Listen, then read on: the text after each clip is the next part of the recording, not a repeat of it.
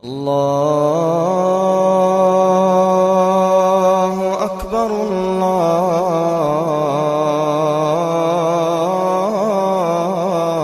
الله أكبر.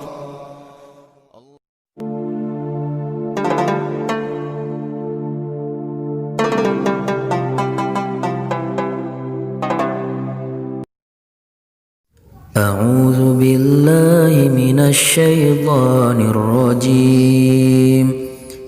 بسم الله الرحمن الرحيم.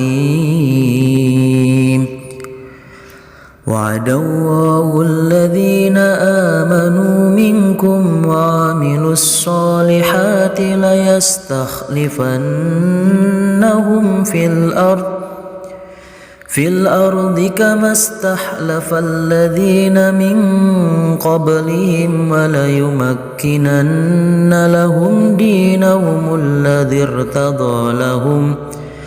الذي ارتضى لهم وليبدلنهم من بعد خوفهم أمنا يعبدونني لا يشركون بي شيئا ومن كفر بعد ذلك فأولئك هم الفاسقون. Assalamualaikum. Selamat pagi anak-anakku. Waalaikumsalam. Pagi juga Pak Guru. Bagaimana kabarnya hari ini? Alhamdulillah. Luar biasa. Allahu Akbar. Alhamdulillah, baik sekali jawabannya. Pada pertemuan kali ini, kita akan membahas tentang masa kejayaan Islam. Tahukah anak-anak sekalian bahwasanya Islam pada zaman dahulu pernah mengalami masa kejayaannya, di mana pada masa itu lahir banyak sekali tokoh-tokoh Islam yang membawa kemajuan pada peradaban Islam. Di sini siapa yang sudah tahu dan ingin menjelaskan tentang masa kejayaan Islam? Saya Pak Guru. Baik Pak Guru dan teman-teman, di sini saya akan menjelaskan tentang masa kejayaan Islam. Periode sejarah Islam dibagi menjadi 3. Yang pertama, periode klasik, terjadi pada tahun 650 Masehi sampai 1250 Masehi. Di fase ini, Islam di bawah kepemimpinan para khalifah mengalami perluasan yang sangat signifikan. Dari arah barat melalui Afrika Utara, Islam mencapai Spanyol. Dan dari arah timur melalui Persia, Islam sampai ke India.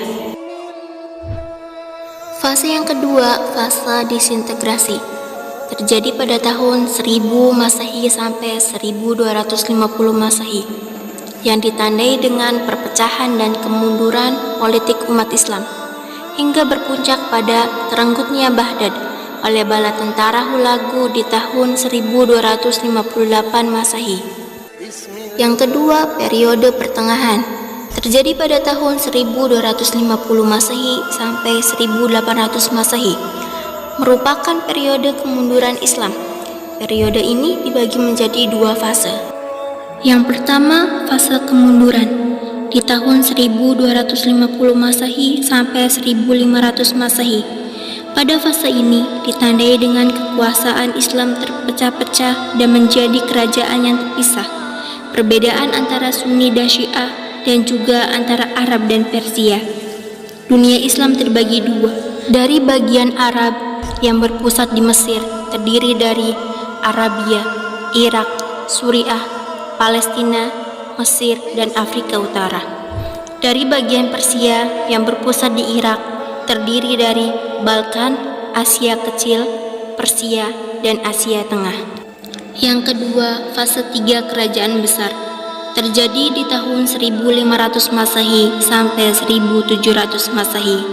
Keadaan perkembangan Islam secara keseluruhan baru mengalami kemajuan kembali, walaupun tidak sebanding dengan sebelumnya.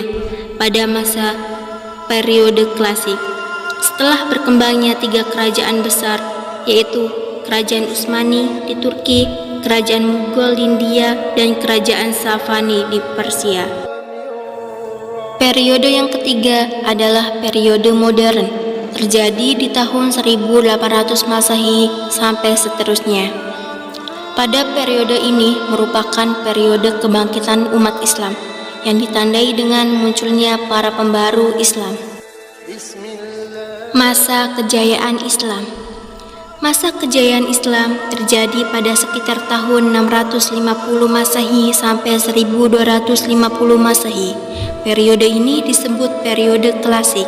Pada kurun waktu itu terdapat 2 kerajaan besar, yaitu Kerajaan Umayyah atau sering disebut Daulah Umayyah dan Kerajaan Abbasiyah yang sering disebut Daulah Abbasiyah.